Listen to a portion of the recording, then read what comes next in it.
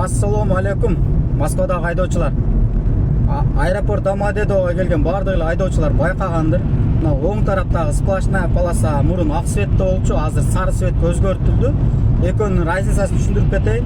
Ак светте сплошная полоса бар болсо дагы ал жерде токтоп турганга мүмкүн эмес эле. Эгерде жолдун башында 327 знак бар болсо, жол бузо ошол жерде 327 знак бар болсо.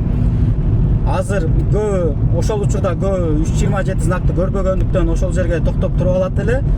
Элдерге түшүнүктүүрөөк болуш үчүн бул жерде сары свет ойлоп табылды.